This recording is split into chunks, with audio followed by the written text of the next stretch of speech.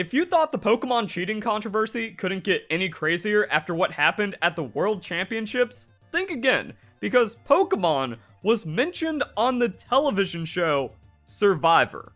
Now, Pokemon fans might be thinking, yo, that's really cool that our community is getting more attention, even though Pokemon is the largest franchise on Earth.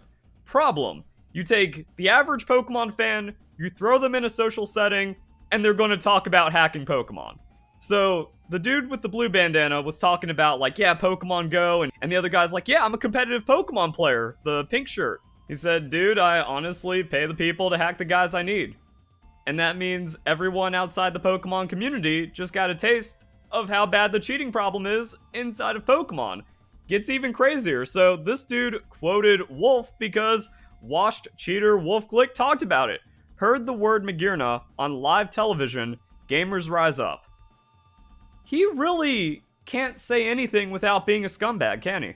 Just casually ignoring that in the same clip, we have someone that calls themselves a competitive Pokemon player admitting to cheating in Pokemon. Can't address that, but Wolfie is a confirmed cheater himself, and all he does is lie about it, especially after what happened in the Pokemon World Championships.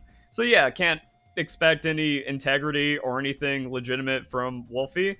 Actually, after rewatching the scene, I don't know what to make of it. Also, I can't show it on YouTube because of copyright, but it seems like Brando is the real Pokemon fan here, talking about transferring from Pokemon Go into Pokemon Home. That's how you get Magearna, shiny odds, and even mentioning the Masuda method. And there's a couple of replies, they're like, yo, it's insane that someone is talking about the Masuda method, and it's honestly an advanced mechanic inside of Pokemon, so you kind of know what you're talking about when you bring up the Masuda method, and then Drew's response is, nah, I don't know, I'm just hacking Pokemon. So Drew's the fake fan, but tried to leverage Pokemon, and that's also what made the scene extra weird, because he's like, yeah, I'm a fan of Pokemon, I play competitively. Then everyone's like, yo, Pokemon, and then the other guy's like, yo, Pokemon. But because everyone's played Pokemon Go, all the millennials are like, hey, oh yeah, Pokemon. So it's a really crazy scene, and if the Pokemon community wasn't so terrible and everything was so corrupt with hacked Pokemon, it would actually been like, yo, Pokemon getting attention on national television, that's awesome. But then I'm also conflicted about Brando, because following Wolf Glick, quoting Wolf Glick, even though he's a fraud and a cheater. Wolf Glick is a confirmed cheater that defends cheating and lies about it. You are not a real Pokemon fan if you follow Wolf Glick. And then that's where something like this goes from a more heartwarming, yeah, Pokemon and Survivor, to, wait a second, we're all just engaging with cheaters now, so it becomes a really sour, disgusting thing for clout. And then we have the guy himself, Drew Basile. So Survivor really just exposed, I hack my Pokemon. And then he's just kind of out there acknowledging it, and then getting attention on Twitter from it.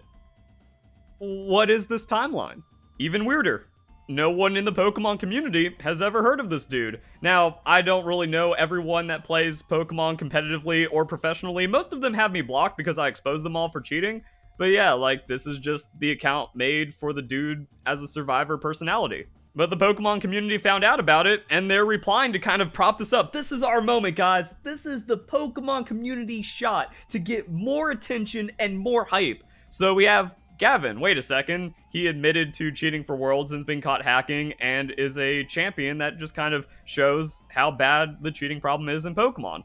So Drew, come out to LA VGC tournaments. Exactly, like they're just finding out about this guy and they're trying to grab him and bring him in to VGC because they so desperately need any kind of attention. So again, no one in the Pokemon VGC community knows about this guy. They're now just trying to get him to the events. I would, but I'm living in Europe right now. People didn't know he was even in Europe. Might hit up Liverpool EUIC in the spring.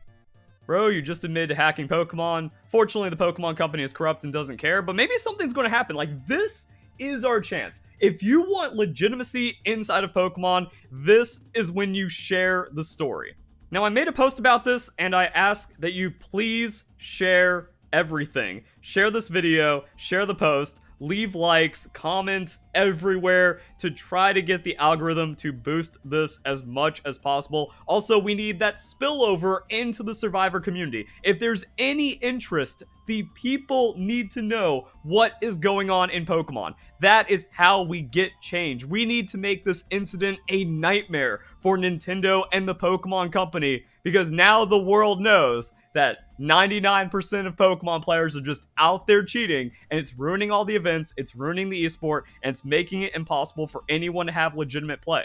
There's also an angle of mainstream spillover now, because parents, if you've heard your kid is a fan of Wolf Glick or talks about watching Pokemon content, they are only being taught how to lie, cheat, and steal for gain, because these people are bad actors and it has been proven time and time again. Or if your kid comes up to you and says, hey, there's a Pokemon tournament in town, can you take me? Well, you're just getting scammed out of $70 because your kid is going to lose to people hacking and cheating their game. Also, it's a very bullying, abusive, and harassing community if you're not in the in-crowd of cheaters, not to mention the creeps, and you can't say the P-file word on YouTube, but the Pokemon community is filled with them, which actually makes a lot of sense because it's a kid's game, so there's going to be a lot of targets, and I'm the only person in the Pokemon community talking about that as well, just kind of showing how terrible everything is. So the only good thing that can come from this is getting the word out on how immoral and predatory the Pokemon community is. Now, a lot of replies for both contestants are defending cheating, but we got this funny one right here. They filmed 48 hours of footage for 15 contestants for a 90-minute show.